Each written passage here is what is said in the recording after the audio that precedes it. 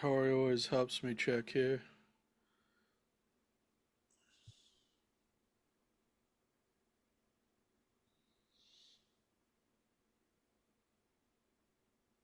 So I don't know.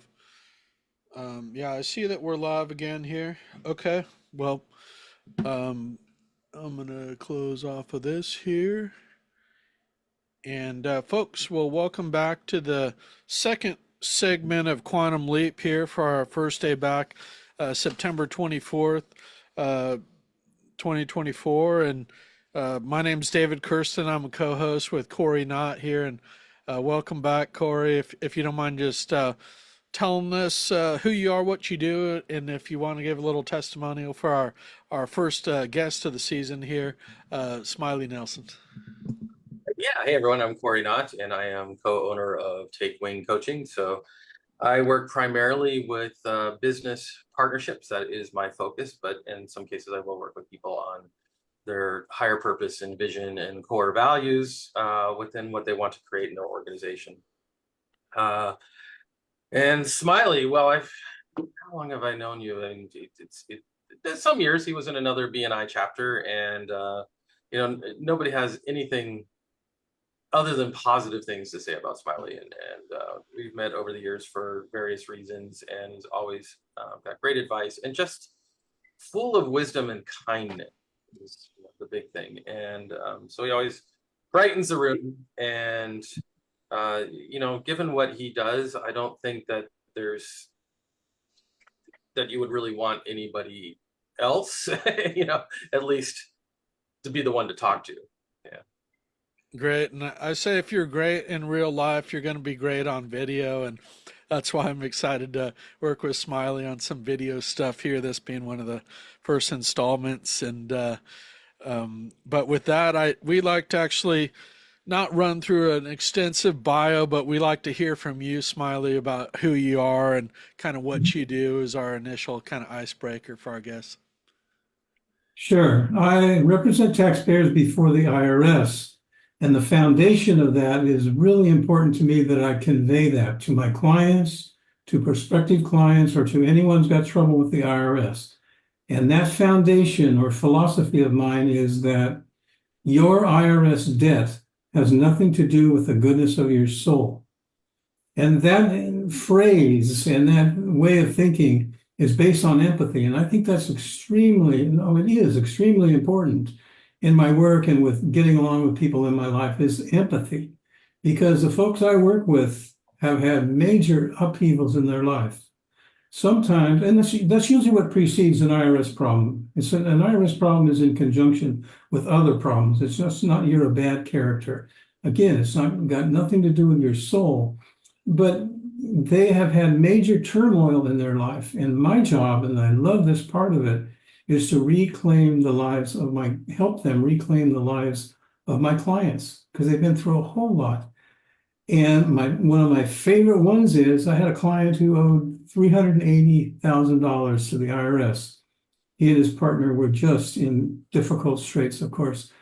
And we straightened it all out. We actually settled the $380,000 debt with an offer in compromise of $11,800.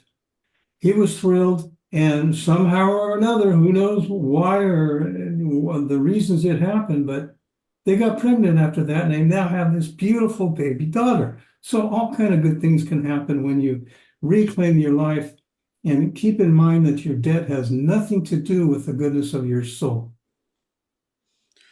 Great, and thanks for that anecdote. I did another thing we like to explore is, I think you already addressed this in large part, but if you have, um, we'll put it out to you about what makes you unique in solving tax disputes, and how do you serve your clients in terms of a new client? What's your process? And that's a bit of a two-part question, but we're looking for just kind of what makes you unique and how you serve your clients. Yeah. Well, I mentioned empathy.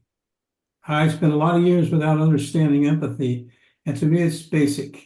I want to know the feelings you're going through, the thoughts that you have, what you need, and when I incorporate that into my work with someone who's again going through dire straits, it just opens up the whole universe of what can happen in a relationship and the healing. Because my clients have a lot of shame, some more than others, and I believe it's mostly whether they express that the shame is what they have, because everybody's got it. So they're looking for some kind of relief, and it's so fabulous. One thing that is so fabulous to sit with a client and contact that shame and those discomforts, because I keep hearing that I cannot work with people and their money. I'm not any sort of an accountant if I will cry with my clients. I love to be labeled as such. Okay, I'm a accountant guy who works with people and I cry. Yeah, I love that fact. And that's one thing I do that I don't hear much of other people who work with money that and numbers and IRS codes. People who work with that stuff don't usually cry. And I love to sit with a new client or any stage of the way with clients, and they'll start crying, and I just push the box of Kleenex over to them and I fold my hands and I listen. And that empathy tremendously helps to reduce anxiety and shame and worry, because they have been looking back sometimes 20 years. I had a client who had debt for 20 years and didn't file for 20 years. That's not that uncommon. So all the time there's this constant looking back, and I like to joke, and it's kind of silly, but they go to the chiropractor all the time because they're constantly looking back. And when that starts relieving and their eyeballs just start jumping with joy and their shoulders sag and they can really feel that reclaiming of their life, I think that's what I do differently, because I'm not afraid to cry. I love to cry. And I believe if more men cried, they would live longer. But that's my own basic philosophy there. So I like to deal with other than the numbers and the codes, and that is the emotions of the person. Okay, thanks for that. And I don't know if there's certain trades or industries that kind of get into more issues with the IRS, but I was just curious if there's any kind of kind of key issues out there that you see that small business owners have with their taxes. I know not filing returns obviously is a big one that you address, but what are some kind of things that you're seeing out there in the environment with small business as to why they need your help? Yeah, and you alluded to it that every business has people who get in trouble with the IRS. Some are more than others, but it doesn't really matter. And it doesn't really matter what business you're in or what kind of an artist you are. I love applying the term artist to the people who are self-employed or entrepreneurs, because it can be an artist of any kind. Doesn't matter whether it's a hammer or it's a paintbrush. You're an artist. And what happens is they don't keep track of the money. And I want to tell a story about a friend of mine at church one time. We were having a lot of financial problems at church. We weren't looking at our money. And a bunch of us, about a dozen of us, sitting in a circle and talking about, each person said what they think would help the money health of our church. And it came to Barry. He had his turn. It was so fabulous. Barry just stands up with this little brown paper bag in his hand, and he opens it up and he walks to the first person and he reaches into the bag and he pulls out a receipt. And he gives it to the first person. Doesn't say a word. Walks gently and gingerly over to the next person, reaches into the bag, pulls out a receipt. He went all the way around the room, these 12 or 15 people, and gave them a receipt and then just sat down. It was so cool. Sat down and people going, okay, what did you get a receipt? He says, all of our money problems stem from not keeping track of what's on these tiny little pieces of paper. Everything grows from there. The glory, the fabulous money situations you can get into, or the dire straits you can get into, they all grow from that one expense, which has to be kept track of. And that's my whole point, to illustrate that you've got to keep track of your money. And it doesn't matter whether you're in this business or that business. And from my perspective, and what I gently try to persuade or instill, is that I think keeping track of your money is more important than the actual work that you do in your business. It's as important because it all fails. It doesn't matter. It all fails from those each expense not being kept track of. And the other part of that I notice a lot is that my own self, I've had trouble as well as my clients. I'm better at asking for help now. But when clients come into my office, I'm often the first person they've asked for help from. And their finances are a mess because they haven't looked at them. So keep track of every little receipt. Keep Barry in your mind. He's a way cool dude, a good friend of mine. And ask for help when you need it. Those are the problems that I see. That's why they come to me with their train wrecks, where they owe $1.5 million, or they haven't filed for 15 or 20 years because they didn't keep track of each little receipt that came in. Okay, thanks. And Corey, just a time check. We got about 10 minutes here, but I'm going to turn it over to you for the second part, and you're welcome to react to anything that's been said thus far, needless to say. Sure, it's always challenging, and sometimes, I remember talking to a client a few years ago who had a kind of a partnership. I wouldn't call it a formal partnership, or maybe it was, but he had wound up with a $500,000 tax bill, Mhm. um, and it really came through from the other person who probably wasn't keeping track of money in his own organization, and somehow it filtered through, and he got hit with the bill. But he went to a tax resolution specialist and paid $500. So because it just really wasn't his problem. But sometimes people don't know, and they need to talk to somebody like you for that. And so the question that I have really is, why do you do what you do? What really do you feel got you into doing this for people? I have a purpose in life. It's very simple. It is to give to and be kind to all living creatures and help them enjoy their lives. And it's so easy to apply that philosophy and my soulful desire to my work. It's real easy to, because again, I mentioned the shame and stuff that people go through with all this.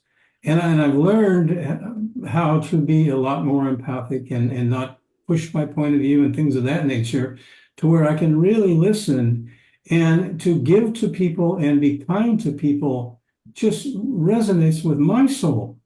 And I'm able to give that to clients, and it's the grandest thing in the world to, again, see someone whose shoulders sag and their face just drains with pain, and it's comfortable. The eyes start jumping because they're happy and content. They'll sit back, and I can then believe that I'm serving my purpose in life, and that is to give to and be kind to people. And it works really well because I believe that whether a human being acknowledges it or not, we all love to be given to be Right. paid attention to be told, I like you. You are a fine human being, and I'm glad that I know you. And another thing that helps me fulfill my purpose is that I love questions. I tell people, let me tell you my basic philosophy of questions, and that is that you can ask me any question you want. I will either answer your question or let you know that I'm not willing to answer the question, but either way, without a grudge. Okay. Yeah, no, it's sort of like counseling or healing. There's a certain aspect to it, and it's great to have somebody like you in an industry that probably isn't full of people like that, or has many of them. So, how about your BNI experience? How has that been for you? How would you say it's helped your business? Well, I mentioned asking for help, and I've learned more through the years how to ask for help.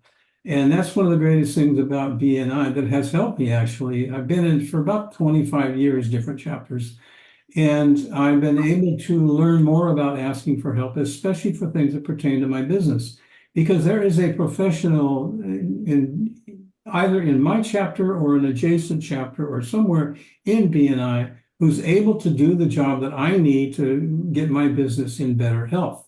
And I love to do that. I love to ask my BNI folks, because then I go, okay, that segment is taken care of. And then on a more concrete matter, a more concrete perspective, At one point, B&I amounted to 60% of my income. And I have to confess, brothers, I have to confess because I didn't realize that. I didn't honor that. And I left that B&I chapter, and it took me a number of years to figure out that 60% plus the friends I still had from that chapter. That's another thing. I have a friend who of 25 years, Alice and Hank, who they just came over for dinner to my wife Julia's in my house recently. I've known him in B&I. And it's almost like I don't even remember knowing him from B&I, except he's my good friend, Hank and Alice. And another thing that has happened with B&I, besides the friends and a place to find professionals and increase my income, is that I've gained the confidence to stand up. I wish I could stand up and demonstrate it right now and say, "Hi, I'm Smiley."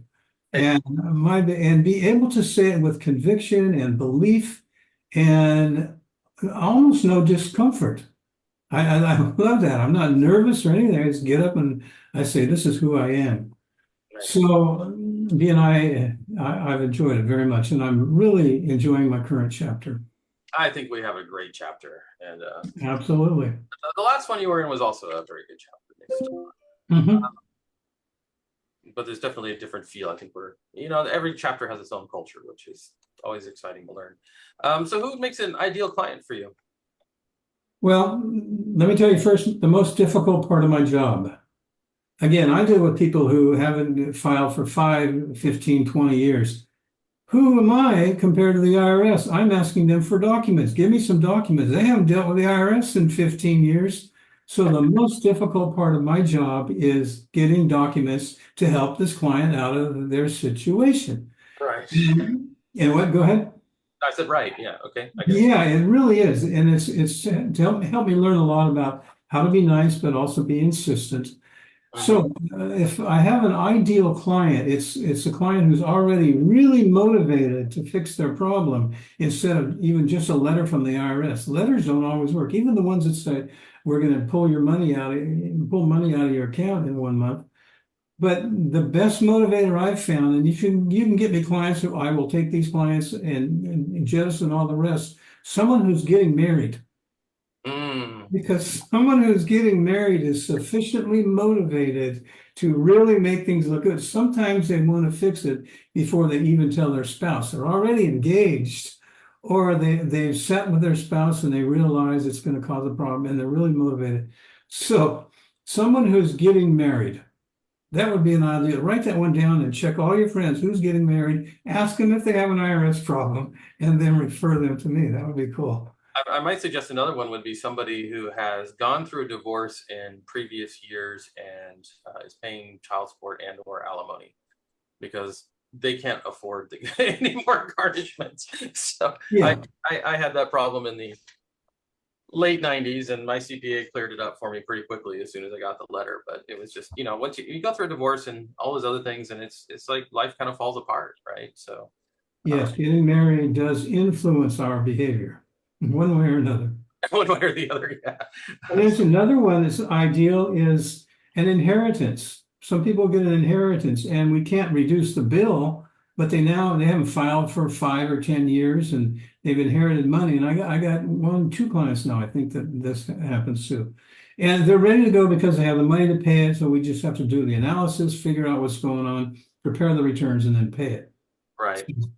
But then the broad category is anyone who's really motivated to reclaim their life and reduce the shame and the anxiety and have a better life. Excellent. Excellent. Well, we're just about at time, and I think that's a nice place to end it. And folks, if you do know somebody who's in trouble with the IRS, Smiley is a great person to connect them with if they're motivated. If they're not motivated, maybe they need another year of suffering to get there. But thanks for coming on, Smiley, to tell your story, and we look forward to having you back at some point too. And we'll share some more video content from Smiley as we get it. We already got some good stuff from him in our B&I chapter, and he is great at standing up and doing those 30 seconds and his presentation. So, and I learned that in B&I. Well, very good. I actually think I figured out how to stop the live recording, so We'll see you next week on Quantum Leap. Thanks, everyone.